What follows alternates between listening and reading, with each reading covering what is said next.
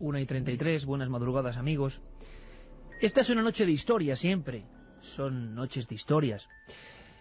Pero esta es especial porque seguramente vamos a rascar en el alma colectiva, en el arquetipo global. Los miedos son los mismos, da igual nuestra procedencia, nuestra raza, nuestra ubicación. Los temores, como diría Jung, como si fueran una imagen, nos asustan o atraen por igual. Apostaría que incluso las sensaciones de repulsión son compartidas por gran parte del núcleo de la humanidad. ¿Por qué algunas historias que tienen que ver con ciertos animales nos producen el mismo escalofrío? ¿Por qué a esta misma hora de la noche el simple e inocente camino, la carretera secundaria, la arboleda pelada ya por el inicio casi del invierno, nos produce desasosiego? ¿Por qué? Algunos antropólogos afirman que en lo más interno de lo que podría ser nuestra alma ancestral, la que compartimos desde que nos convertimos en especie, conviven, fluyen varios códigos extraños. No os quepa duda, amigos, que lo que hoy llamamos leyendas urbanas, en el fondo es el mismo narrar de historias de boca en boca, el mismo río por el que fluye lo que fuimos, lo que somos y lo que seremos, lo que tememos, lo que amamos, lo que nos hace ser distintos a los demás. En cualquier país, a cualquier hora, sobre todo si es de noche, abuelos cuentan a nietos ciertas historias, padres a hijos, fuegos de campamento, en un descanso en las clases, en un recreo, los jóvenes, entre ellos, se cuentan historias. La leyenda urbana nace con el pretexto, con la condición de intentar ser creída. Se envuelve de elementos que precisamente la hacen verosímil. No es un cuento antiguo, no se cuenta para que parezca algo fantástico. Su terror reside en que pudo ser así, en que pudo ocurrir así. Y a pesar de que esta misma noche vamos a contar muchas historias, estoy seguro que a través de nuestras vías de contacto, que ya están abiertas, un sinfín de amigos del siglo XXI de este país van a decir: no, eso no es leyenda urbana, eso me pasó a mí. Esa es la magia de la leyenda urbana. ¿Dónde está la verdad? ¿Cuánta verdad o cuánto porcentaje de cierto hay en ellas? De verdad, intuyendo lo que va a ocurrir esta noche aquí en la nave del misterio, me gustaría que todo fuesen simplemente leyendas. Pero quizá me equivoco. Antes de presentar a nuestros amigos, una historia. Una simple historia. Una tremenda historia. Solo os pido que escuchéis muy atentamente. Comenzamos. No lo podía creer. Cumplía 18 años y mis padres me regalaban nada menos que un coche. Bueno, no se trataba de nada espectacular, ni ningún último modelo, pero me hizo una ilusión tremenda. Lástima que todavía no tuviera el permiso de conducir, aunque eso daba igual. Hablaría con Sandra, Yolanda y Elena y lo cogeríamos esa misma noche sin que nadie nos viera. Había un concierto alucinante en un pueblo cerca del nuestro y sería la celebración perfecta para mi cumpleaños. La idea no terminó de convencer a mis amigas. No se fiaban mucho de mí, y menos de mi forma de conducir. No me quedaba más remedio que sobornarlas. Bastó con enseñarles las entraditas del concierto y decirles que se las regalaba por mi cumple, para que todas sus dudas se evaporaran. Lo pasamos en grande. La actuación fue la leche. Conocimos a unos chicos que estaban tremendos. Cerveza, algo de hierba. ¿Que cómo fue el viaje? Bueno, debo reconocer que el de ida lo hice con mucha precaución, prestando atención a cualquier maniobra que fuera a realizar. Aunque, eso sí, estuve a punto de salirme varias veces de la carretera. El de vuelta fue otra historia. No controlamos muy bien la cantidad de cerveza, sobre todo yo, que era quien conducía. Y circulábamos por aquel camino secundario partiéndonos de risa y dando bandazos. Debía de ser el estado en el que íbamos, porque mis amigas ya ni me daban la vara por lo mal que conducía. Es más, a cada bandazo les arrancaba una nueva carcajada. De pronto, algo se nos cruzó delante del vehículo. No sé, pudo ser un gato o un conejo. El caso es que no pude hacerme con el coche y caímos dando vueltas y vueltas por un pequeño terraplén. Yo salí despedida. No recuerdo cuánto tiempo estuve allí tumbada. Solo guardo algunas pocas imágenes en mi memoria. Creo que fui arrastrándome durante unos metros.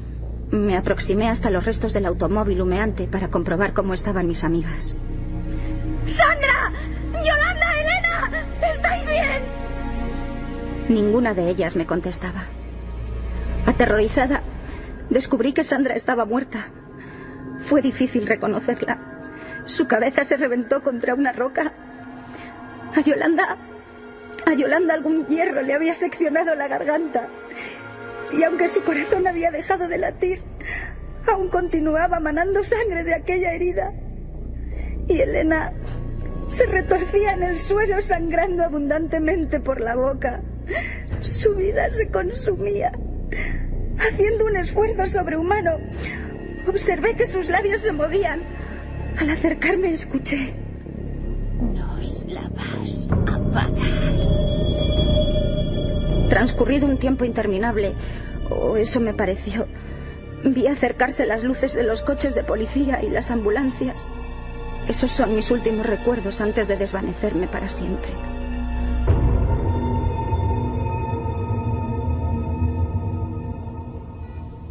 Han pasado varios meses desde aquel accidente y soy consciente de que continúo en el hospital. Aunque nadie parezca darse cuenta a mi alrededor, he descubierto que fui la primera que murió en aquel terrible accidente. Pero mi alma aún no se ha despegado de mi cuerpo. Mis pulmones y mi corazón funcionan automáticamente a través de una máquina. Oigo el susurro lejano de los pitidos de los aparatos y creo ser consciente de que una sonda me suministra el alimento. No sé cuánto va a durar esta agonía. Por un lado, desearía abandonar mi cuerpo terrenal y descansar definitivamente. He visto el túnel y la luz me ha proporcionado mucha paz. Pero por otro, cada noche se presentan ante mí aquellas que fueron mis amigas. Su aspecto es el mismo que tenían después del accidente. Sandra provoca mi pánico con su cabeza aplastada y su mirada perdida.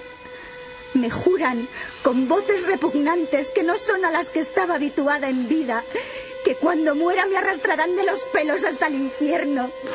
Y allí me machacarán hasta que no quede ni un trozo de mis huesos. Las escucho reírse con sus carcajadas huecas.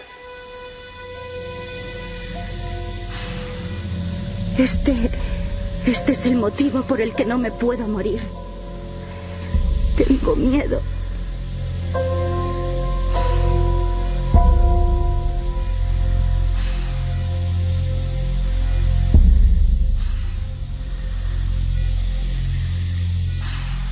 Milenio 3, Iker Jiménez, en la SER. Cuéntanos algo desde el otro lado. SMS al 7640.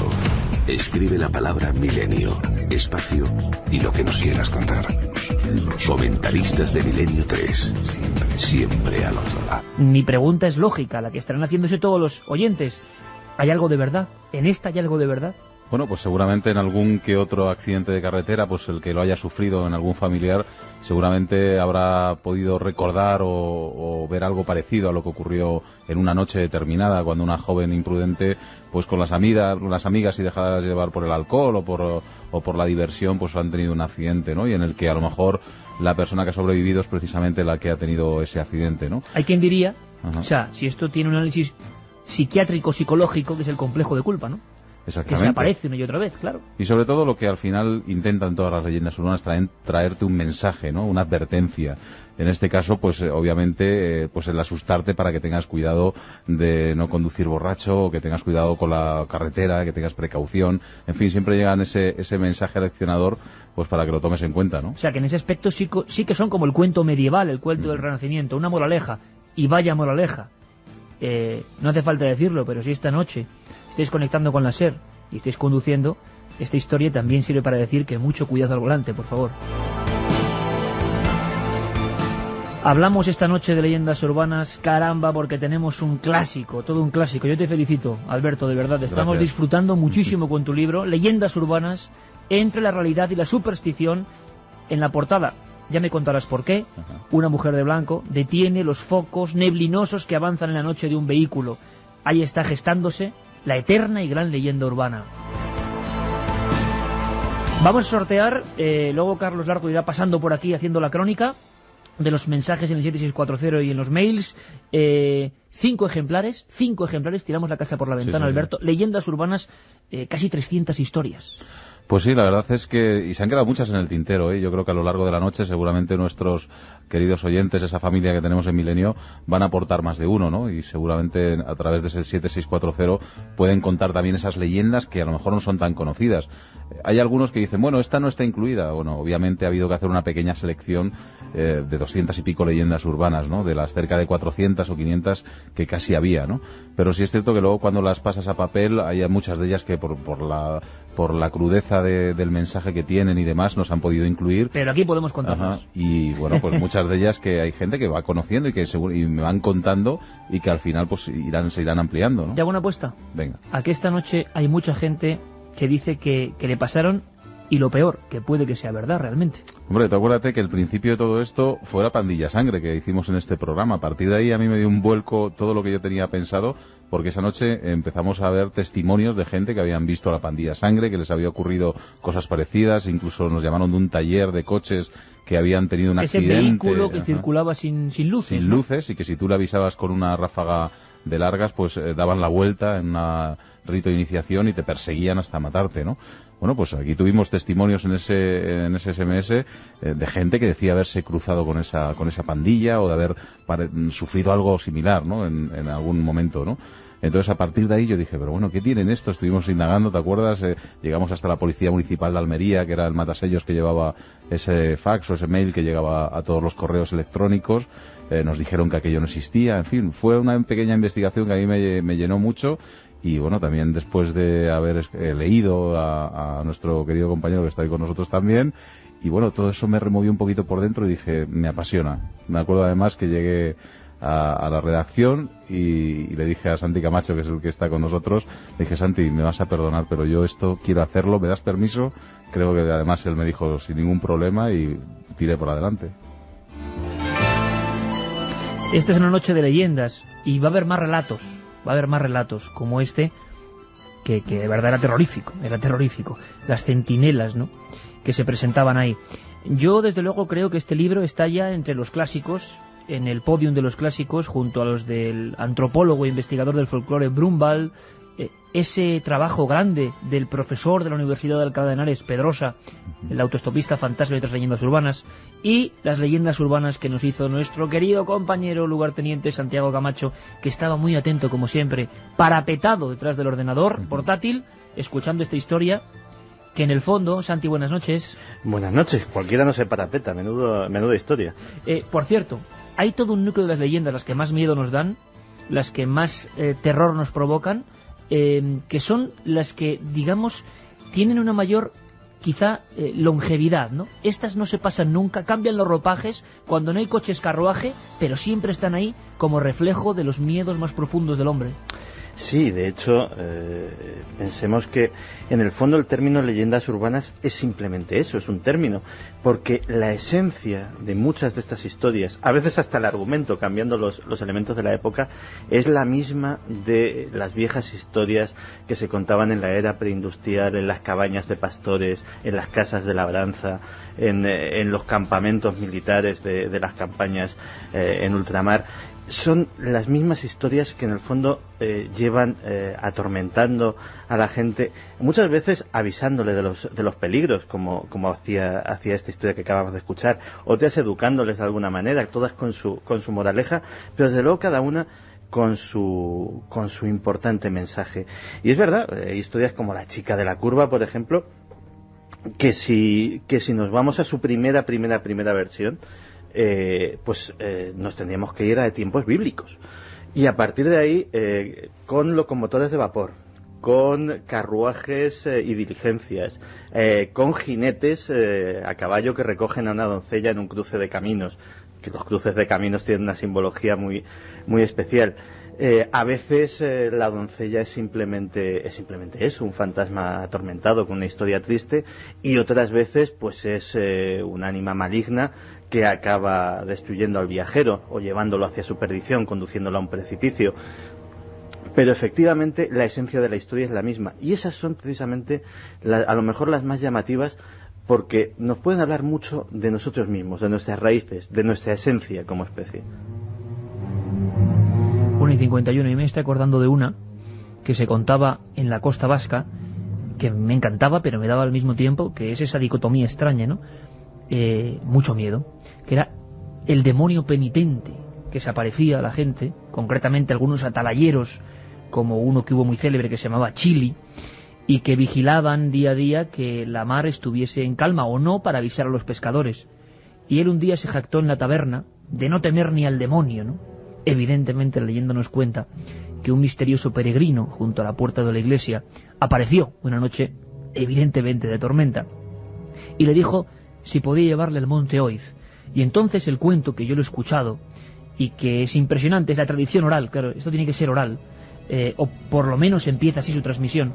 Ese pequeño monje, un aspecto de monje, va cubierto, embozado, y entonces, sin saber por qué, el atalayero fortachón, vestido con pieles, hombre que no temía nada, empieza a sentir un extraño frío, un aliento gélido, y sobre todo la sensación de que algo no va bien. Todo esto en mitad de la oscuridad del monte Oiz, hace ya un par de siglos. Y entonces oye un... más o menos. Mira al suelo, y aquel demonio penitente no tiene pies, sino pezuñas de cabra que están tocando en cada una de las piedras que ascienden por el monte, ¿no? El atalayero tuvo que meterse casi rompiendo la puerta de una ermita, y el demonio tuvo que mantenerse en el linde, ¿no? Diciendo, si no estuvieras donde estás, ahora estarías en mi poder. Las fuerzas malignas o extrañas que nos rodean, reveladas, como decíamos antes, de abuelos a nietos, de generación en generación, y manteniendo un mismo mensaje. Por cierto que no... Bueno, una de las clásicas, vamos a hablar ahora, Alberto, es la de la cazadora. La historia de la cazadora, yo creo que nos ha sobrecogido a todos, y mucha gente me ha contado que era verdad. Me he encontrado con personas por la calle y me dicen, Iker, que no, que eso era verdad. Vamos a resumirla y vamos a saber de un sitio donde hay una ubicación. La leyenda urbana, tú tienes fotografía en este libro del sitio donde al parecer ocurrió eso, que es un sitio terrorífico. Por cierto, para acabar de presentar a todos, que para mí es un orgullo que esté aquí, anuncio que se está montando una tremenda en Vitoria. Santi, Alberto, amigos, creo que se han vendido ya 4.000 y pico invitaciones. En Vitoria, próximo viernes estamos ahí, A estas horas estamos en Vitoria, en el pabellón de Mendizorroza, a las 12, y por supuesto estáis todos invitados. Vamos a montar una buena. No es leyenda urbana, que me lo preguntan siempre, que yo empecé en el año 83-84, gracias a un libro de mi tío Roberto Pérez, que me puso en las manos mi primo del mismo nombre, Roberto Pérez, y que si no es por él yo no estaría haciendo este programa ahora. Y es que encima esta noche legendaria está aquí con nosotros. Roberto, bienvenido, buenas noches. Buenas noches, Iker. Oye, impresionado con lo que hemos escuchado, ¿no? Oye, impresionadísimo. Oye, no es leyenda urbana nuestros inicios en Vitoria, ¿verdad? No. Fue algo que se adelantaba, no sé si casualidad, no creo una casualidad. Yo tampoco. Yo creo que tendría que ser así. Roberto, que me encanta que estés como tantas veces hemos estado, yo con 11 años, tú con 13, 14, escuchando tantas historias. Me encanta que estés esta noche aquí. Muchas gracias. Pues estamos todos, y con la música de Alan Parsons, con nuestro café, con la penumbra del estudio 1, Alberto, la cazadora, como una de las historias que más se han imbricado, como digo yo últimamente, en la sociedad española, sobre todo en Castilla, y que la gente cree en ella. Sí, porque además yo creo que es de las pocas leyendas urbanas, Santi también lo podrá decir, que tienen una ubicación y que tienen un sitio físico, ¿no? Porque normalmente las otras, pues aunque sí las de la curva suelen también estar ubicadas en una curva determinada, pero sí que ha habido como 20 o 30 curvas diferentes en cada sitio, o hay una en cada región, ¿no? En este caso sí que era una discoteca, la discoteca Androides, que hemos hablado en alguna ocasión. Nombre bastante propio, por cierto, para la historia. Sí, de Talavera de la Reina, y una discoteca que existió en la década de los años en los 80, y era una discoteca bastante tenebrosa, ¿no? O por lo menos había mucha rumorología al respecto, ¿no? Y además, curiosamente, la gente que vive en Talavera de la Reina, de los que tienen nuestra edad, sí que lo recuerdan, o sea, recuerdan ese sitio y recuerdan la cantidad de historias que se escuchaban de esa discoteca, ¿no? Desde que en los servicios se escuchaban ruidos, voces, susurros, cuando ya no había nadie en la discoteca, hasta llegaron a decir que de las paredes a veces manaban sangre, ¿no? Entonces una discoteca allí terrible, o que los que la recuerdan con todavía con escalofríos, y sí es cierto que esa historia que hablamos de la chica que se encuentra a un motorista y que la lleva hasta su casa y la pone en su cazadora para que no pase frío, y que al día siguiente va a recogerla y se encuentra que esa chica o su madre se queda extrañada porque esa chica ha muerto, ¿no? El chico no se lo puede creer, la madre... muerto hace años. Sí, la madre la acompaña al cementerio, en la lápida ve la foto de la chica y descubre que justo colgada en la lápida está su cazadora que le había prestado la noche anterior, ¿no? O sea, aquí ocurre algo, Alberto, que es muy importante. Tengo tu libro abierto y dices: la famosa leyenda de la cazadora y su dueña fantasma tiene su versión española en la discoteca Androides, Talavera de la Reina, en los 80, y se acompaña con un recorte, el fantasma de la discoteca Androides, publicado hace unos 7-8 años, y es verdad, o sea, pocas leyendas urbanas tienen un sitio real, ¿no? Hemos hablado en una ocasión, desapariciones en carretera, sí que hay 2 o 3 denuncias, una de ellas en Guipúzcoa, en Deva, pero esta está ahí. Santiago, el tema de la prenda que vaga entre 2 mundos como señal de un fantasma es otro de los grandes clásicos que tú también has investigado en muchísimas otras historias. O sea, es la cazadora de cuero del joven que se enamora de la extraña y enfermiza mujer que aparece de repente, viene también de lo más profundo del tiempo, ¿no? Pues sí, y curiosamente, tú fíjate, otro de los hitos que tuvimos en este programa con leyendas urbanas, viendo cuando descubrimos, hablando también de este tema, que muchos de nuestros oyentes afirmaban haber sido protagonistas de casos de la chica de la curva, que dábamos en aquel momento como estricta leyenda urbana, y luego empezamos a replantearnos las cosas. Pues te puedes creer que eso, por investigación personal, casos como el de la cazadora sí se han dado en la realidad y han dejado hasta pruebas materiales.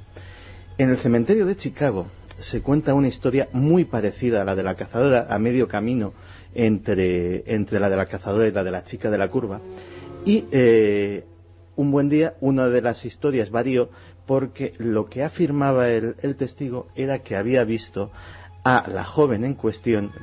La joven pedía que la dejasen en el cementerio, lo cual extrañaba mucho, y que había visto a la joven en cuestión agarrada a los barrotes de la verja. Pues bien, al día siguiente, las marcas de las manos, y eso lo puede encontrar cualquiera de nuestros oyentes en internet porque están las fotografías, las marcas de las manos de la joven estaban impresas indeleblemente en los barrotes como grabados con hierro candente. Es curioso porque muchas veces, efectivamente, como decías en la introducción del programa, estas leyendas urbanas empiezan siendo puro folclore y a veces se encuentra una confirmación real. Sí, como decían y como existe, y yo lo he visto y lo hemos mostrado en Cuarto Milenio, en lo más profundo de Roma, un museo de las ánimas, ¿no? Las ánimas, según la tradición ancestral, si es que existen y están ahí, dejan una impronta que suelen ser unas manos quemadas. La leyenda urbana nos traslada ese mismo elemento, las manos quemadas, pero en pleno siglo XX, en la verja de un cementerio. Noche de historias. Continuamos. Ahora, como siempre, las noticias. Milenio 3. Iker Jiménez. Cadena SER. ¿Quieres ser comentarista de Milenio 3? SMS al 7640. Milenio, espacio, lo que nos quieras contar. Sabemos que siempre hay alguien al otro lado.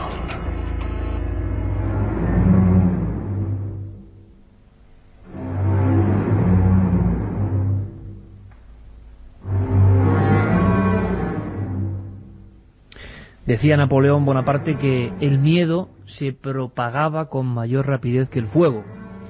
Y no debía faltar la razón, porque ocurre algo muy extraño, y es que cuando en un grupo de amigos, sea cual sea, incluso su edad, su condición, sus creencias, se empieza a hablar, alguien rompe el cascarón, digamos, del misterio y empieza a hablar de alguna de estas historias, creyendo en ellas como si fueran reales, porque eso es la leyenda urbana, se ha colado en nuestro sistema de creencias y por boca de otros, un amigo de un amigo, contamos algo, se produce un extraño clima, que yo creo que ese es otro misterio que nadie nos ha explicado bien. ¿Por qué estamos haciendo cualquier cosa? Y cuando alguien empieza a hablar de esto mismo que ahora se propaga a través de las ondas, se produce una sensación, como decía Santiago Camacho hace unos días, muy acertadamente, una especie de campana de irrealidad, ¿no?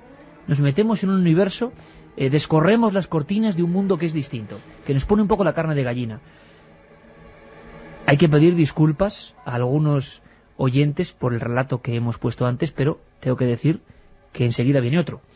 Para seguir ahondando en las leyendas urbanas, con Alberto Granados, sorteamos esos 5 libros de leyendas urbanas entre la realidad y la superstición, colección Milenio, editorial Aguilar.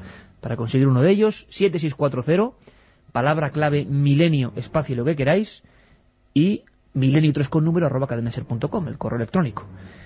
Como hoy no tenemos a Carmen, vamos a hacer un experimento un tanto extraño también, que es conectar en ese mundo que solo está permitido para Juanma Frasquet, lleno de botones, de músicas. Ahí en el control está nuestro compañero, ya lo conocéis todos, Carlos Largo. Carlos, buenas noches, ¿me escuchas? Muy buenas noches, sí que... Ah, perfecto, esto es perfecto, suena fenomenal. Estás con la pantalla, que habitualmente tiene Carmen aquí a mi derecha, y están llegando muchísimos mensajes. Cuéntame, ¿cómo respira el 7640? Pues están llegando mensajes de todo tipo. Tenemos a un oyente que, por ejemplo, nos cuenta que si sabéis la del camionero que sin querer es encerrado por su compañero de viaje en el frigo y se da cuenta demasiado tarde. Oh, es buenísima, yo nunca la había oído. Sí, la verdad es que esas, una más dentro de las de carreteras. En este libro, por ejemplo, no está incluido, pero sí es cierto, de accidentes, de despistes descuidos, mortales, ¿no? de despistes. La verdad es que están llenas, las leyendas urbanas tienen un montón de ellos, ¿no? En el que, como siempre, la moraleja es hay que tener precaución y cuidado con lo que uno hace, ¿no? Y no ser despistado. Entonces la gente como yo lo tendríamos mal. Carlos, más. Seguimos. Daniel desde Las Palmas nos dice que las leyendas urbanas, como los mitos, no son necesariamente ciertos o históricos, pero que expresan una verdad a tener muy en cuenta. ¿Sí? También nos dicen que el libro de Alberto, le felicitan, un gran libro, aún se repite La pandilla de sangre.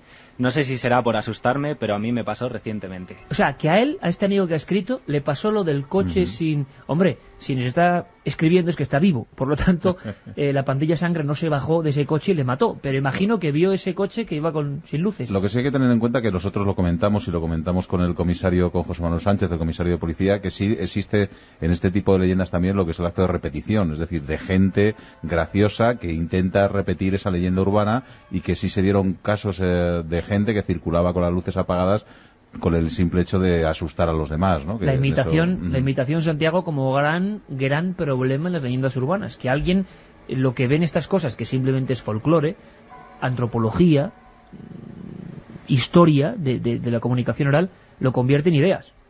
Pues sí, y imagínate habiendo leyendas urbanas tan terribles, algunas que expresan los asesinatos más atroces, los crímenes más perturbadores que puedan imaginarse, pues desde luego tener ahí esa inspiración. Fíjate que incluso el cine contempló esa posibilidad. Hay una conocida serie de películas de terror que se llaman precisamente así, Leyenda Urbana, que contemplan la posibilidad de que un asesino en serie se inspire en estas leyendas urbanas para escenificar sus crímenes, lo cual, mientras esté en un argumento cinematográfico, bien está. Sí, que se quede ahí en la pantalla, Desde Gran Canaria también nos dicen que si se ha dado algún caso de algún psicópata que haya hecho real alguna leyenda urbana terrible. También nos dicen saludos a todos y en especial a Carmen. Sí, que hoy está ahí custodia de esa leyenda urbana, de Merlín, pequeño perro que también nos estará escuchando, como decíamos antes. Sí que ha habido bastantes, por desgracia, no solo con leyendas urbanas, sino con noticias cotidianas, ¿no? Elaborando códigos, elaborando planes de ataque a sus víctimas por lo que ha visto en un programa de televisión, por ejemplo. Alex nos dice también la clave de las leyendas urbanas es que detrás de ellas siempre hay algo real. Lo apasionante es conocer esa verdad oculta. Vale, algo real, con un sí o un no, ¿siempre creéis que hay algo real en las leyendas urbanas? Yo creo que siempre no, pero sí es cierto que rozan en algunos momentos algo parecido o, bueno, se le da una interpretación diferente, ¿no? Pero, hombre, algún mensaje llevan seguro, pero reales todas no son. Y eso que dije un sí o un no, Santiago. Pues yo también me voy a extender un poquito. A veces, algunas de las más pintorescas pueden tener verdades ocultas. Fíjate que siempre se menciona como prototípica lo de los caimanes en las alcantarillas de Nueva York. Pues en los años 30 hubo una cacería de caimanes en las alcantarillas de Nueva York, que de hecho dio algún tipo de fruto. Con lo cual, evidentemente, se contaba como que ahora mismo aquello es un ecosistema peligrosísimo, lleno de caimanes, pirañas y toda clase de cosas, que evidentemente no es cierto. De hecho, el sistema de alcantarillado de Nueva York, el grueso de la correspondencia que recibe es preguntando si estas cosas son verdad, curiosísimamente, pero hubo una época en que en un oscuro periódico neoyorquino de aquella época, un periódico local, pues sí se recogía esta noticia. Vamos con una batería, Carlos, 7640, vamos con varias opiniones de los comentaristas de Milenio 3. Seguimos con John Ander, que nos dice que su padre decía que cuando conducía de noche en el camión se le aparecía un señor con gabardina y sombrero. Hombre, el hombre de la gabardina y el maletín, clásico donde los haya. Juan Ángel nos dice que en el cruce de la carretera entre Ceuchal y Villafranca, en Badajoz, se aparece una chica que se mató allí en un accidente de tráfico. Sí, señor, y además la provincia de Badajoz es pródiga en este tipo de encuentros. La historia de una portuguesa atropellada se quedó con el bautismo de la portuguesa, y se sigue comentando, ¿no? Nos llegan mensajes también referentes a la leyenda de la cazadora. Javi desde Ciudad Real nos dice que la leyenda de la cazadora se remonta mucho más atrás. Toledo, 1520, en su honor la calle de la Dama de los Ojos sin Brillo, ahí está. Vamos a ver, interesantísimo.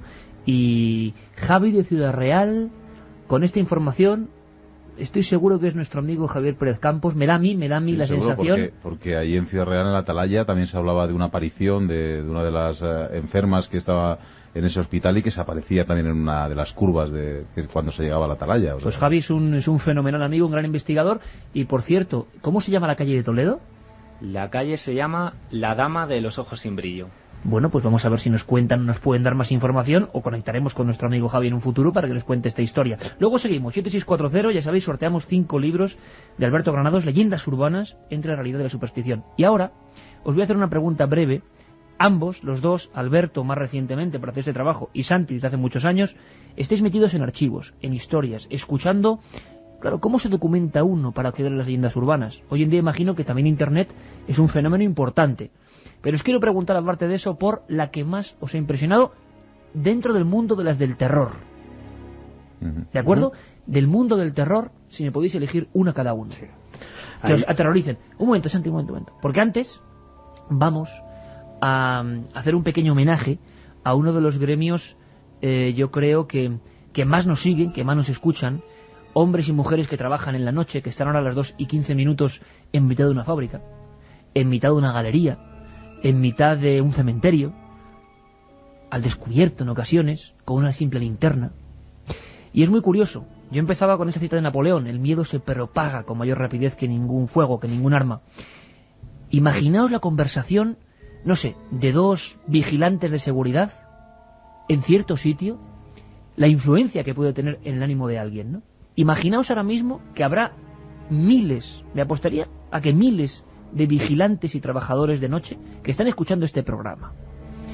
¿Cómo suena este programa cuando uno, por ejemplo, es vigilante en una morgue, en un cementerio, en una fábrica abandonada? Porque esta gente tiene que custodiar estos sitios y no se desengancha de Milenio, ¿eh?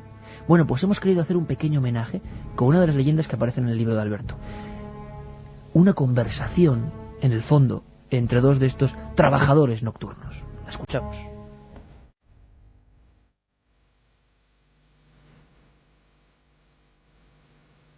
Repasó una vez más el dichoso boleto de quiniela y volvió a comprobar por enésima vez que solo había acertado 8 partidos. ¡Qué mala suerte! Al final me va a tocar ir a currar. Ramón estrenaba trabajo a sus 50 años. Gracias a doña Esperanza, teníamos en Madrid varias carreteras radiales, eso sí, de pago, y debido a ese pequeño detalle, Ramón consiguió trabajo como cobrador en el puesto de peaje de una de las recién estrenadas carreteras. Lo que más le fastidiaba era trabajar de noche, y en una vía muy poco concurrida. Cuando se metió dentro del habitáculo de metal que tenía por caseta, fue consciente de que la jornada iba a ser muy, pero que muy larga. Si al menos tuviera un compañero con el que charlar. Pero no. La noche se presentaba fría, solitaria y monótona. Al menos así fueron las 4 primeras horas, donde no pasó un alma por aquel abandonado control de carretera. A eso de las 2 de la madrugada, Ramón divisó unos faros a lo lejos. Por fin viene alguien. Casi me quedo dormido. Cuando el vehículo se acercó, Ramón se alarmó. No le gustó nada el aspecto de aquellos muchachos, que parecían sacados de una película de pandilleros. Coche tuneado, cristales tintados, gorras de béisbol, pantalones y camisetas anchas. ¿Cuánto nos vas a quitar, jefe? Yo nada, pero el peaje vale 1,70 euros. 1,70. Vaya robo. Anda, cóbrate. Cuando Ramón sacó la mano para coger el dinero, el conductor le colocó unas esposas atadas a una cuerda de las que se utilizan para escalar en la montaña. Automáticamente, el vehículo de aquella panda que celebraba con carcajadas la gracieta se puso en marcha, aceleró y se llevó por delante la valla de control. Sin llegar a entender bien lo que estaba pasando, Ramón escuchaba las risotadas que procedían del coche y miraba pasmado cómo salía la cuerda de dentro del vehículo. De repente, angustiado, lo comprendió todo. Estos hijos de puta me van a arrancar el brazo. Cuando la cuerda llegara a su fin, lo vería saltar por el asfalto separado del tronco a cuajo. El pánico le hizo arrodillarse y entre rezos y llantos suplicar al Señor que fuera una simple pesadilla. Cuando se esperaba lo peor y se preparaba para el impacto, observó cómo el otro cabo de la cuerda caía desde el vehículo sin que a su brazo le pasara nada. Las luces de freno y a continuación la marcha atrás le advirtieron de que el coche venía de vuelta. Uno de los jóvenes se bajó y, muerto de risa, le arrojó el €70 de peaje. Que tengas buena noche, cagón.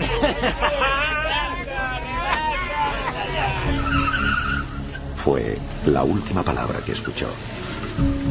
Poco después, despertó en brazos del compañero del siguiente turno e intentaba reanimarle.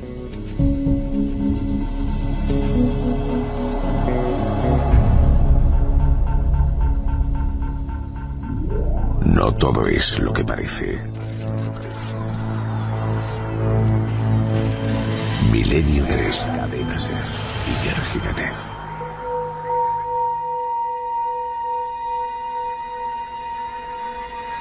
Varios gremios representados esta noche, en este caso los hombres que vigilan dentro de una cabina en mitad de la autopista.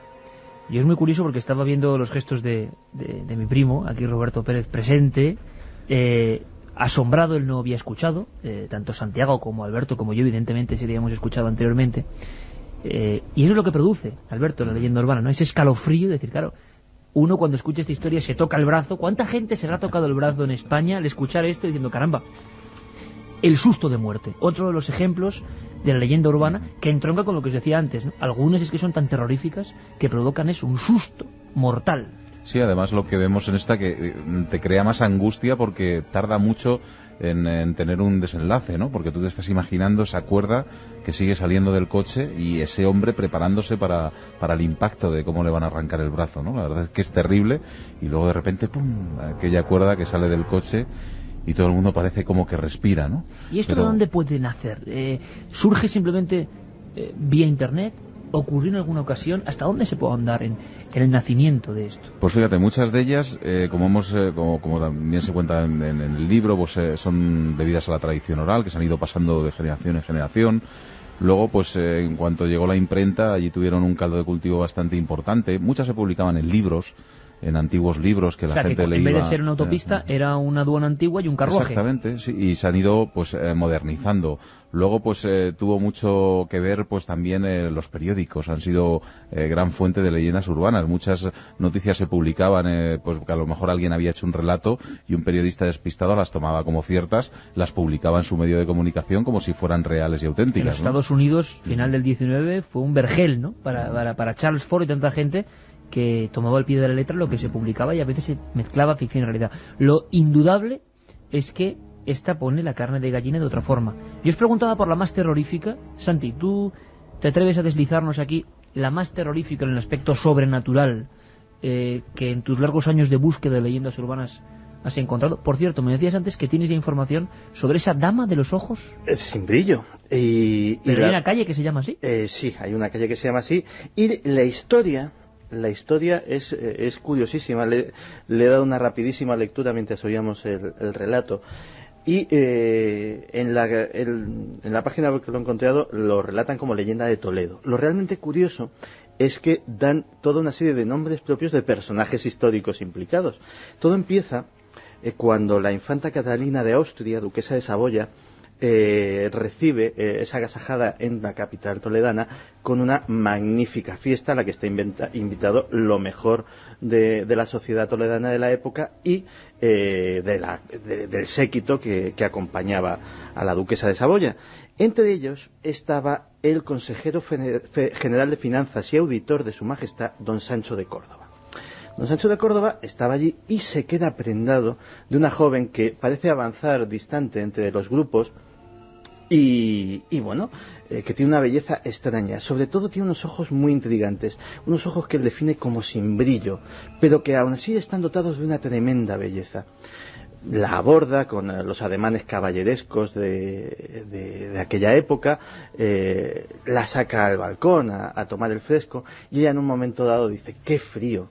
Él le ofrece su capa, caballeroso como era, y se ofrece a acompañarla a su casa. Y entonces ella le dice: caballero, si me acompañáis un paso más me haréis gran ofensa, pero si tenéis la bondad de dejarme la capa, yo os daré la dirección donde la podréis recibir. Le da una dirección de Toledo y es la dirección de los condes de Orsinos. Va allí, decide no mandar a un emisario, sino ir en persona para volver a ver a la joven, y recibe la desagradable sorpresa que le recibe la condesa, y bueno, dice: aquí no vive doncella alguna, salvo mi pobre hija que falleció hace 2 años. Están tomando un vino y hablando del tema, pensando que los dos han sido presa de una cruel broma, cuando ve un retrato enorme que precisamente es el de la chica la doncella que había estado agasajando aquella noche. Él la reconoce, hay un pequeño altercado porque lógicamente la familia se cree burlada, y don Sancho de Córdoba se vuelve a su residencia pues muy turbado. Mucho más turbado se quedó al día siguiente, cuando un mensajero de la casa de los condes de Orsinos le trae su capa y pregunta: ¿dónde fue hallada? Y dice: pues en la tumba de la condesita de Orsinos. Nos hemos quedado muy sorprendidos porque esta leyenda, que nos llega a los años 80, 81, 82, en una oscura, como dicen los que conocían el entorno en Talavera de la Reina, Androides, una oscura discoteca, viene ya desde, 400 años antes. En fin, nunca dejamos de aprender cosas, Alberto. Sí, tu historia, bueno... Y seguramente cuando viajemos a Perú, o a Colombia, o a Costa Rica, nos contarán esa misma historia, pues referida a otros marqueses diferentes o a otras personas diferentes, pero siempre con el mismo significado, de una prenda que se queda olvidada y que tiempo después se recupera, ¿no? ¿Tu historia?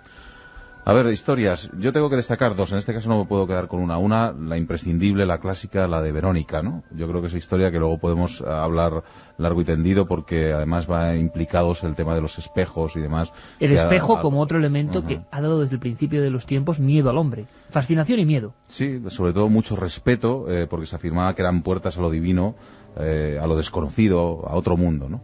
Esa sería una de las historias, la de Verónica, que luego podemos contar y que sobre todo muchos conocerán, pero ahí ha habido una que me ha llamado mucho la atención, de un perro. Llevaba mucho tiempo diciéndote, esta historia a mí me pareció muy, muy fuerte, porque la podemos tomar como cercana, ¿no? De un sacerdote que tiene una perrera, y en esa perrera pues va recogiendo todos aquellos animales, todos aquellos perros que han tenido algún problema con sus dueños, que están mayores. El hombre va recogiendo un montón de perros abandonados y que le van cediendo, ¿no? Y de repente llega hasta la perrera pues un perro misterioso de color negro, llamado Lucy, que lo trae su cuidador porque había estado acompañando durante mucho tiempo a personas invidentes, y era un perro que estaba domesticado pero que se había vuelto un poco loco, ¿no? Había tenido algún accidente. Entonces lo tiene allí en la perrera el sacerdote, y el primer día que le va a acercar la comida nota como algo raro, ¿no? El sacerdote, cuando se la va a acercar la comida, se le desprende del cuello la medalla que lleva, y lleva un crucifijo. Entonces el perro se vuelve medio loco, empieza como a babear, a volverse loco, a raspar el suelo, a hacer todo, se vuelve como si estuviera poseído. Y el sacerdote se queda muy impresionado, ¿no? Y dice: qué tontería, a ver si va a ser el crucifijo. Se lo acerca al crucifijo y el perro empieza a babear, se vuelve como medio loco, ¿no? Esto le da mucho que pensar al sacerdote, pero empieza a pensar que son cosas suyas, que ha debido ser... Pero no obstante llama al cuidador de este perro, ¿no? Y le pregunta por él, dice, oye, perdona, pero es que este perro es un poco extraño, tiene una mirada muy rara. ¿Qué ha sido de este perro? ¿Por qué lo habéis traído? Bueno, este perro, dice, es cierto que ha tenido muchos problemas porque acompañaba a un ciego hace algunos años. Curiosamente a este ciego, ahora que lo pienso, casi lo puso delante de un autobús. El ciego murió y fíjate, el perro se volvió loco, casi se comió los trozos de aquel accidente, de aquella víctima y tal. La verdad es que lo pasamos muy mal, le estuvimos manteniendo durante un tiempo y decidimos darle otro dueño para ver si la cosa mejoraba, a ver si el perro se venía arriba y estaba más animado. Pero ahora que lo estoy pensando, sí, el segundo dueño, la verdad es que tuvo un accidente extraño porque cayó por unas escaleras rodando. El perro también estaba ahí a su lado. Ahora que lo estás diciendo es extraño. La verdad es que el perro también le quisimos dar una última oportunidad y le pusimos una dueña. Estuvo acompañando a una ciega durante mucho tiempo y ya lo tuvimos que traer porque la ciega, cuando iba a coger un metro, el perro hizo un extraño giro y aquella mujer cayó al metro y la arrolló al metro, ¿no? Y la verdad es que lo hemos traído por eso, por los 3 accidentes que ha tenido, ¿no? El sacerdote empezó a pensar que no sabía si tenía razón o no, pero ese día decidió acabar con el perro. Cogió un gran plato, le puso su comida y le echó un veneno. Y el sacerdote, ya como diciendo, bueno, pues a ver qué ocurre, le acercó el plato de comida al perro y el sacerdote dijo, no sé si era mi imaginación o no, pero el perro se acercó a comer la comida y mientras la estaba comiendo me sonrió mientras me miraba fijamente.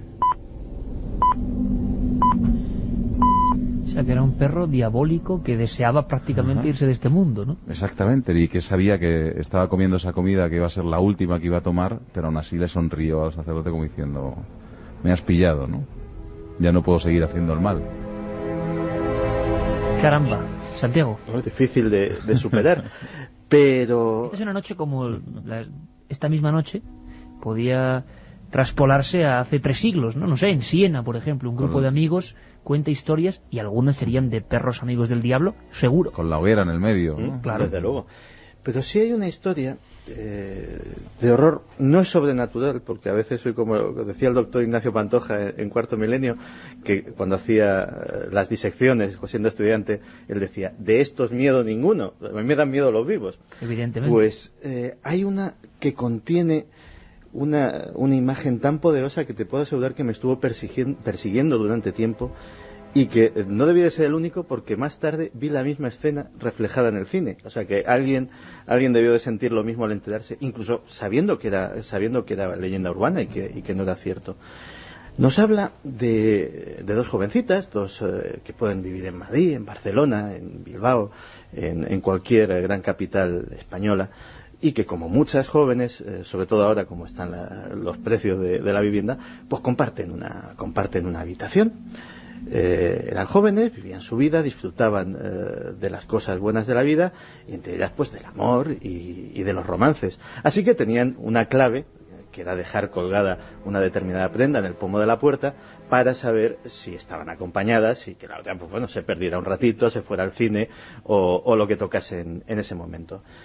Una de ellas llegó un día muy tarde de trabajar, nos encontró la clave y entró y automáticamente escuchó pues jadeos, ruidos, roces, algo que le indicó que desde luego su compañera no estaba sola y que estaba en una situación íntima.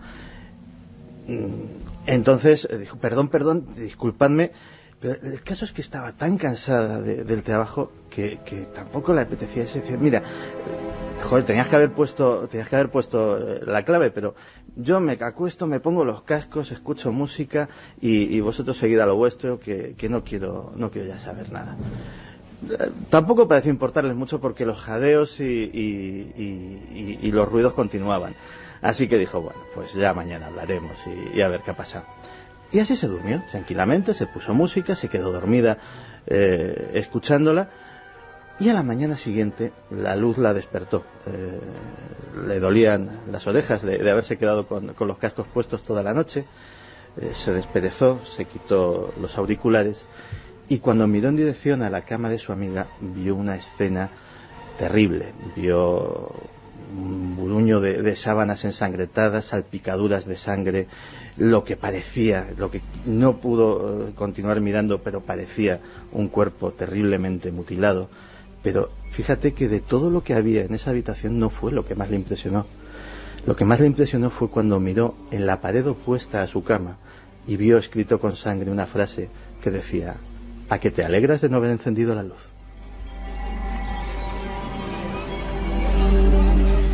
Historias tremendas, que por ejemplo esta se contaba mucho en los colegios mayores, en Estados Unidos también, pues en el fondo, ¿qué indicaban? Que las chicas no pueden irse con desconocidos a la cama. El asunto es si algunos de estos casos tienen una esencia real y algunos hay. Por ejemplo, yo estoy recordando cuando antes nuestro compañero Carlos hablaba de que, por ejemplo, nos escribía un chico, John Anders, si no me equivoco, que su propio padre había visto la figura de la gabardina con el maletín. Hace poco en Cuarto Milenio emitíamos ese diario del miedo llamado El Viajante. Es que el caso era real, se contaba como real. Muchos de estos elementos son profundamente reales en el aspecto por lo menos matriz, inicial. Luego se van transformando. Pero yo estoy recordando, por ejemplo, uno, sumándome un poco a las del terror, que evidentemente esta noche están pululando con cierta fuerza, de la que incluso... Bueno, ha dicho Santiago una cosa fundamental, ¿eh? Ha dicho una palabra fundamental. Esta historia tiene una imagen tan potente, porque uno se queda, es como si fueran viñetas visuales, la del perro igual, claro, el perro comiendo el veneno y sonriendo, de esa historia todo el mundo se va a quedar con eso. Entonces, hay una imagen que por algún remoto sistema oculto que no entendemos y que para mí es misterioso, se instala en nuestro cerebro primitivo, y otras no. Otras van pasando, sin embargo algunas imágenes tienen un poder muy especial, ¿no? Yo recuerdo una historia que incluso el gran Chicho Ibáñez Serrador llevó a sus historias para no dormir, pero es que estaba basado en un caso real.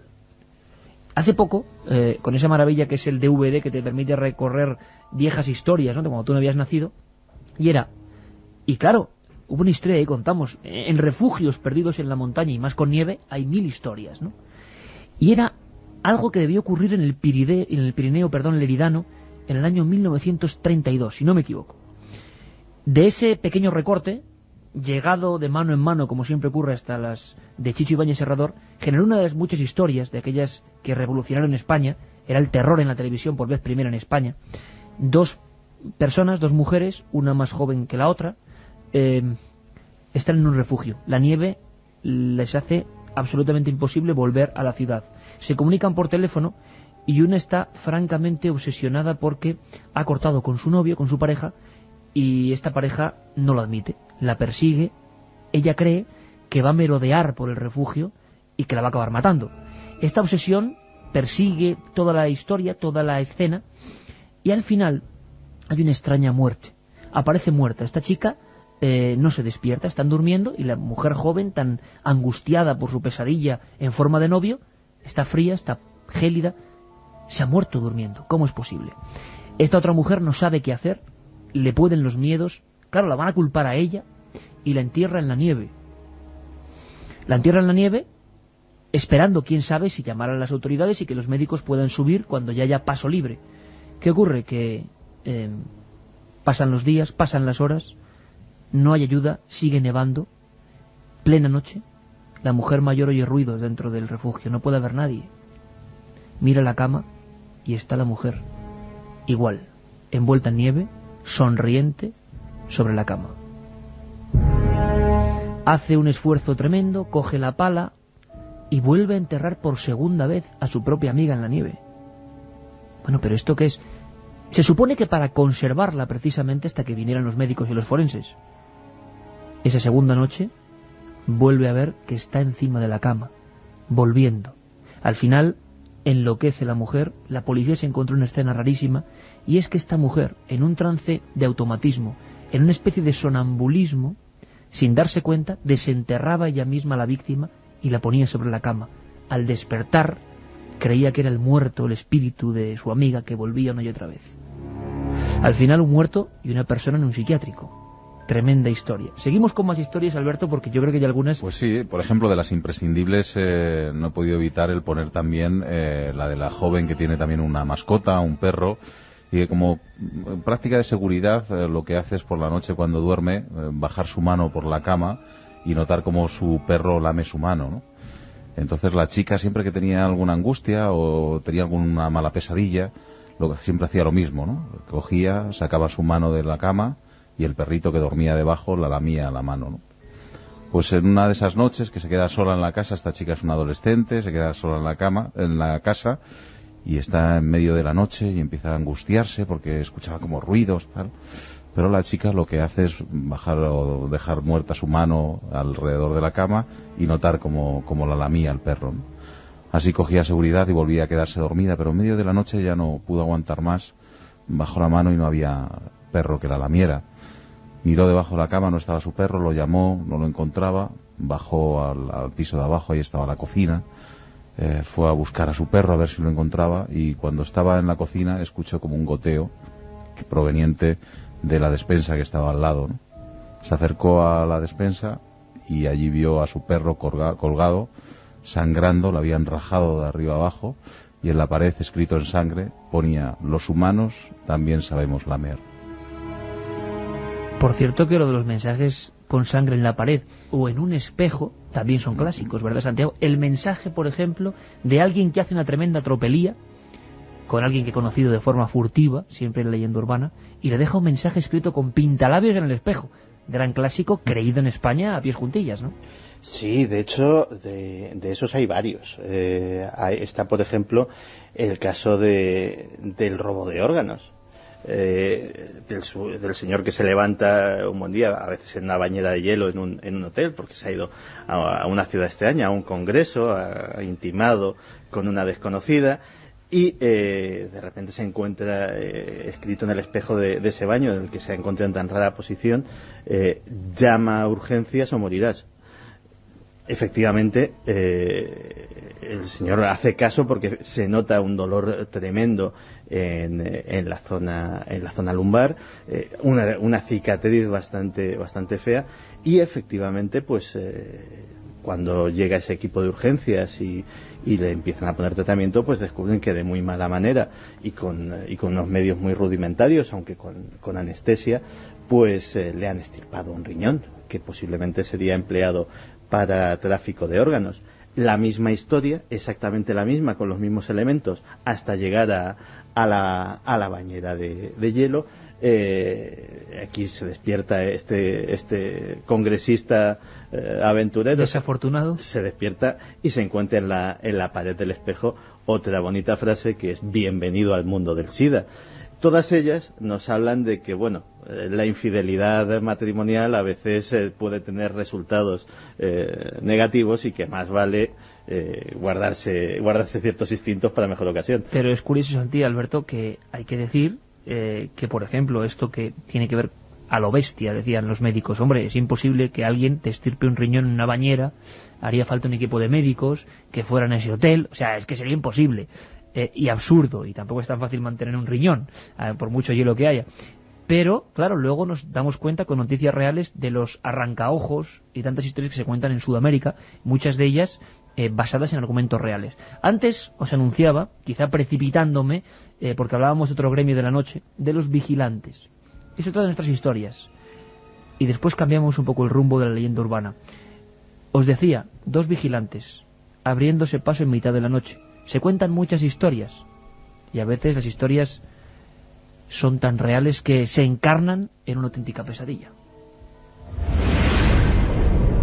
Las linternas proyectaban su haz de luz en la nave desierta. Los 2 vigilantes escudriñaban el rincón donde uno de ellos había escuchado un ruido. ¿Ves algo? No, nada. Creo que empiezas a estar obsesionado. Es porque tú eres nuevo, Marcos. Seguramente si supieras lo mismo que sé yo... Cuenta. Enrique bajó el tono de voz y le informó a su compañero. ¿Sabías que llevamos entre los que hacemos esta ronda más de 6 bajas por depresión? Marcos puso tal rostro de sorpresa que su compañero comprendió que no debía estar al corriente de la situación. Enrique prosiguió relatando la historia. Antonio, por ejemplo. Sí. Me comentó que padecía estrés debido a los ruidos que se oían por la noche. Parecían los lamentos de un hombre que a veces derivaban en silbido. Pero lo más traumático llegó cuando escuchó la respiración de una persona muy cerca de su oído y hasta llegó a sentir el calor de su aliento. Joder, Enrique, es para acojonarse. Pero bueno, sigue. Marcos estaba cada vez más inquieto. ¿Tú sabías que en esta fábrica estuvieron mucho tiempo sin sufrir ningún robo? No. Lo más curioso es que siendo uno de los barrios más peligrosos no tenían a nadie para protegerla. Según una leyenda que circula desde hace tiempo, el dueño de la fábrica hizo un pacto con el diablo nada menos para que no ocurriese nada en estas naves. Al parecer, Lucifer aceptó el trato y envió un perro horrible con las fauces de un monstruo y la envergadura de un caballo que arrastraba sus mugrientas pezuñas por cada rincón de este horrible lugar. El trato no fue gratuito. A cambio, Lucifer exigió el alma de un vigilante al año. Cada 12 meses el propietario de la fábrica contrataba a un guarda nocturno y a los pocos días lo encontraban muerto. Lo único que me dijeron al respecto es que la empresa ha cambiado de dueño. ¿Es verdad? Sí, en efecto. Y por eso hace 2 años que no encuentran el cadáver de uno de los nuestros. Pero lo cierto es que los extraños sonidos se siguen escuchando. Un nuevo ruido alertó a Enrique, que automáticamente dirigió hacia ese punto el foco de luz de la linterna, intentando descubrir de dónde provenía.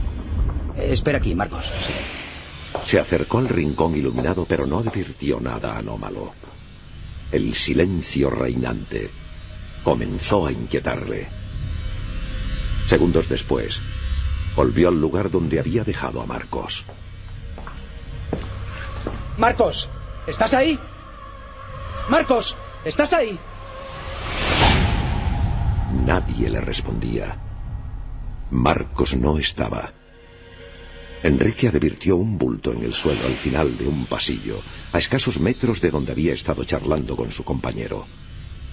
Al acercarse, descubrió con horror que los ojos de su compañero miraban al vacío. Le cogió la muñeca derecha para comprobar el pulso. No cabía duda.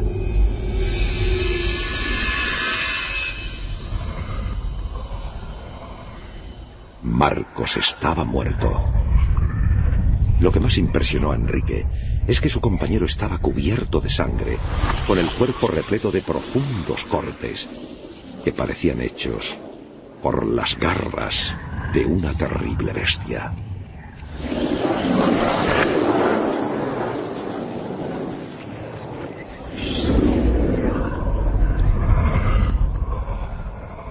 Milenio 3. Iker Jiménez. Cadena SER.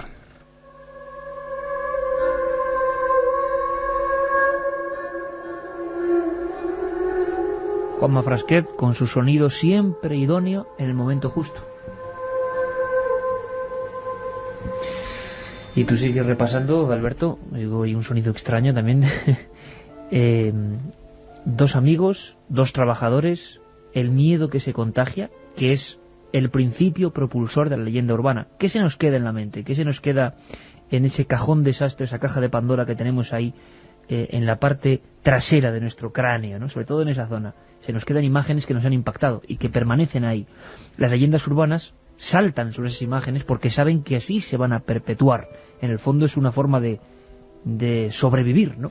Sí, a veces nosotros también vamos dando sonidos a través de la radio, pero la gente le va poniendo sus propias imágenes, ¿no?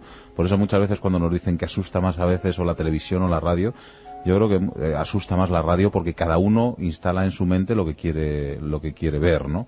Y si hablamos de monstruo, ahora mismo a cada uno le llega su monstruo particular a la cabeza, ¿no? Y esa imagen de las linternas en la oscuridad, mirando, eso yo creo que nos ha pasado a más de uno cuando hemos hecho un paseo por el bosque y hemos ido con una linterna y tan solo lo que vemos es un pequeño círculo, no sabemos lo que está ocurriendo y escuchas un pequeño ruido y mueves la linterna y ves algo que se ha movido, pero de repente suena por el otro lado y tienes que volver a mover la linterna, ¿no? Yo creo que pocas películas, por ejemplo, que fue muy criticada, como todo lo que tiene éxito, yo recuerdo, entre la vasta producción del mundo del terror, pero la impresión que a mí me produjo cuando vi por vez primera La bruja de Blair, que simplemente era un bosque y no había nada más, y la sensación de perdido en el bosque, desde los ojos, desde la visión subjetiva de ese que lleva la linterna.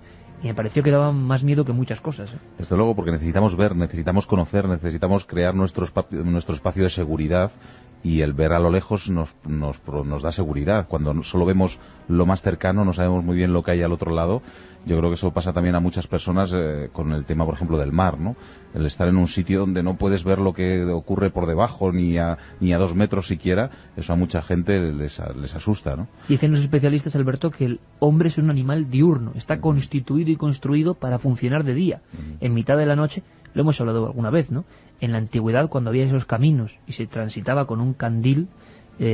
Bueno, voy a contar una brevísimamente porque se me ha venido a la mente. Ahora Carmen, que nos estará escuchando, se estará acordando. Estábamos en la isla de Ibiza. Es que tú fíjate que... No sé si la he contado, porque me entra el complejo de abuelo cebolleta a veces, pero estábamos en la isla de Ibiza. ¿Esto es leyenda urbana? No, es verdad, pero si lo contara de cierta forma yo, daría lugar a la leyenda urbana. Y un gran futbolista, amigo nuestro, que estaba en el mismo hotel, que es en las montañas de la zona norte, perdido del todo, nos cuenta una historia que era real y que me impresionó. La mujer de un futbolista, no voy a decir el nombre, angustiado nos contaba que se despierta en mitad de la noche, está en el baño, la luz tenue del baño conecta ya con lo que es el dormitorio del matrimonio y ve a su marido, evidentemente tumbado en la cama. Pero es que lo que asegura, y no estaba soñando, es ver una mujer sentada a los pies de la cama con una especie de capa antigua y un candil, como una imagen de otro tiempo.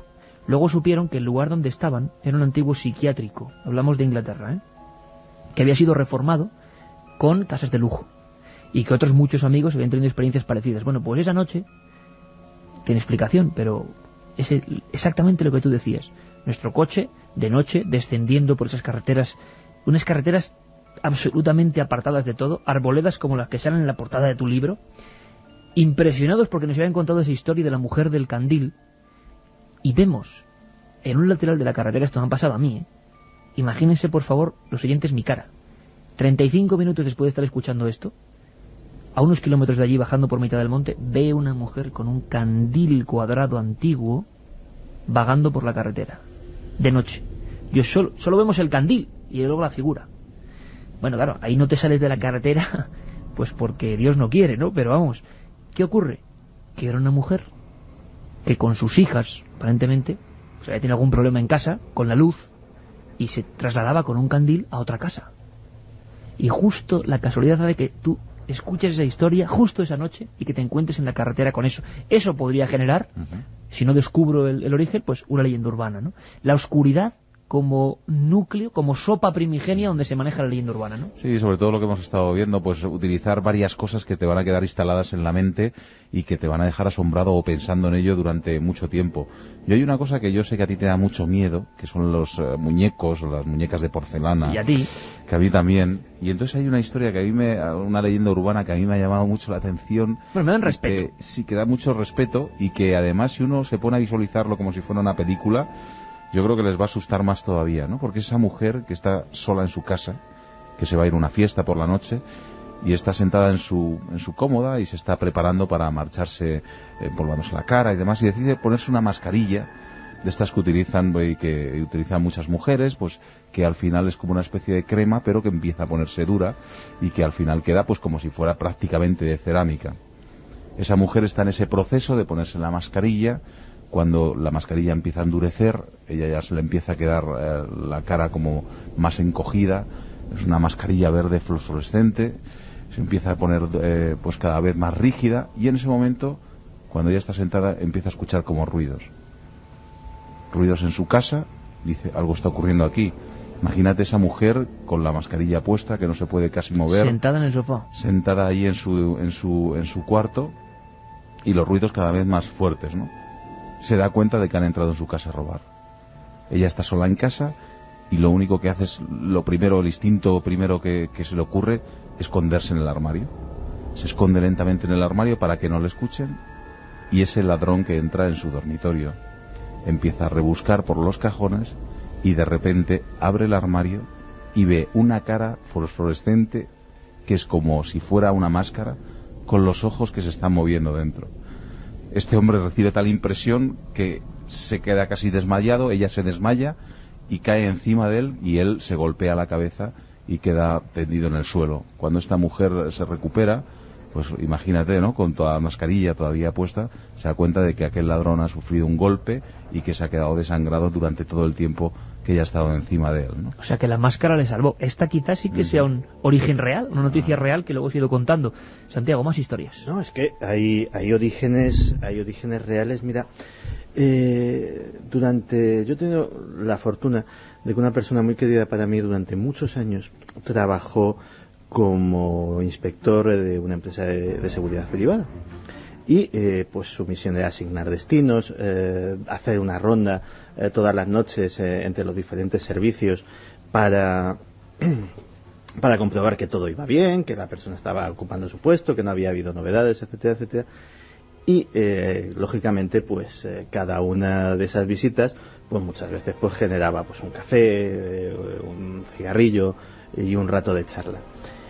De esos años te puedo asegurar que obtuve historias reales, o al menos que se contaron de primera mano como reales, no leyendas urbanas del amigo de un amigo, sino casos que estábamos hablando de una población pequeña, no estamos hablando de una gran capital, una población de unos miles de habitantes, pero no en absoluto una gran ciudad, y que aún así generaba solamente eso, una cantidad de historias extrañas, de servicios que no quería nadie, que se los asignaban a los novatos porque nadie quería estar allí.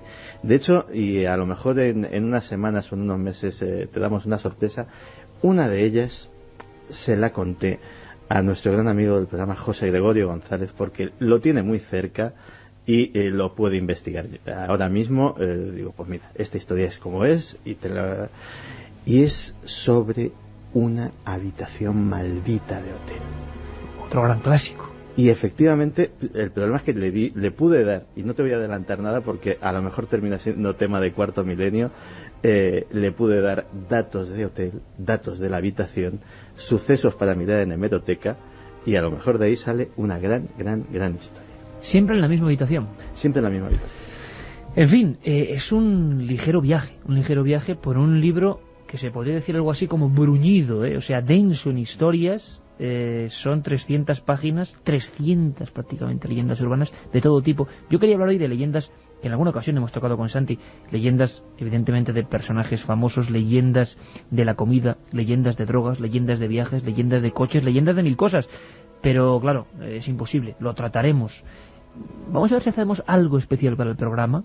Quizá podamos ir tocando como píldoras algunas leyendas con imágenes de esas que se quedan en la mente más profunda. Nuestro compañero Carlos Largo está siguiendo muy atento ese termómetro también legendario que es el 7640, palabra clave milenio. Por cierto que me decían que prácticamente, bueno, a tope lo de Vitoria. Para cualquier información, próximo viernes día 23, tenéis ya la pantalla, nada más entrar, de ikerjimenez.com, www.ikerjimenez.com. Ahí nuestro compañero Guillermo León tiene toda la información con un solo clic para la gente que además quiere ir desde fuera de Vitoria. Carlos. La verdad es que tenemos un montón de mensajes y bueno, nos preguntan desde los SMS ¿qué hay de cierto en las leyendas del ejército de Odín o la Santa Compañía y de las Snap Movies? Vaya tema. Ejército de Odín, que se sigue contando en Suiza, que hay antropólogos que trabajan sobre él, que se aparece como una Santa Compañía un poco terrorífica de guerreros. La Santa Compañía, hemos hablado aquí de ella evidentemente, y sobre Snap Movies, pues sobre Snap Movies yo sigo pensando que no existen, ¿no?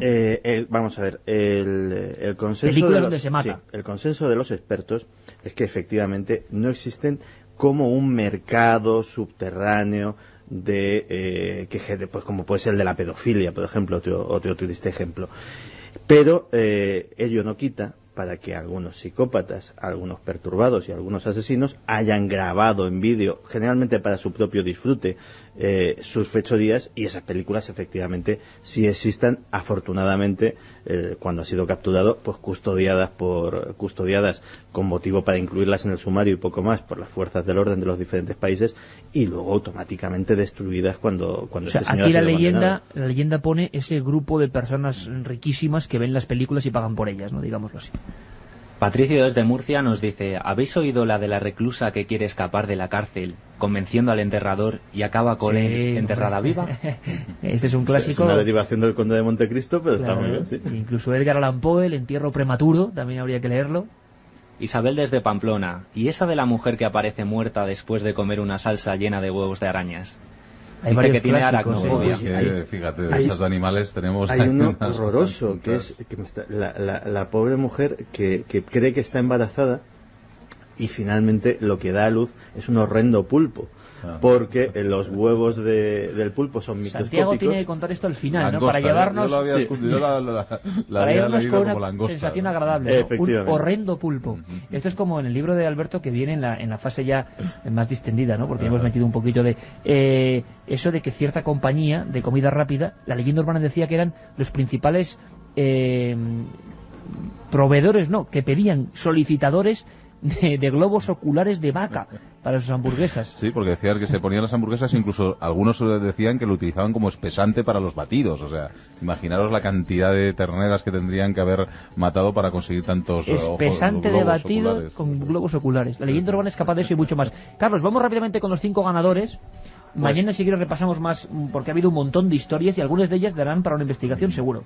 Muy rápidamente, los ganadores de hoy del libro Leyendas Urbanas de Alberto Granados son Juan José Royán Blanco, que nos mandaba un correo electrónico y nos decía: saludos, el caso de la pandilla Sangre y lo que habéis comentado de reproducir las leyendas urbanas es más habitual de lo que se cree, pues incluso yo mismo me he cruzado por la carretera con ellos.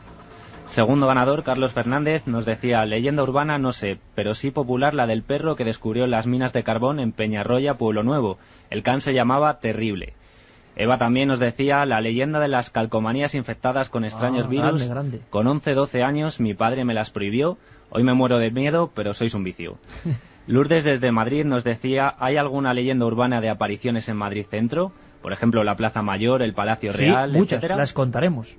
Vamos rapidísimo, Carlos. Y el quinto ganador, Pablo, las leyendas urbanas, ¿quién las empieza a contar? ¿No será que algunas veces un granito de arena se hace muy grande? Pues seguro que también, ¿verdad, don Alberto? Desde luego, lo que hemos dicho, una pequeña cosita que al final uno le va poniendo vida propia y termina siendo una historia impresionante. Oye, qué felicidades, que vamos a disfrutar mucho Gracias. con tu libro.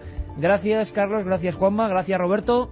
Gracias Alberto y gracias Santiago, por supuesto. Mañana mucho más, todos aquí juntos, como siempre, para sobrecogernos y ante todo, para aprender algo que antes no conocíamos. Esto es La Nave del Misterio. Milenio 3, hasta mañana.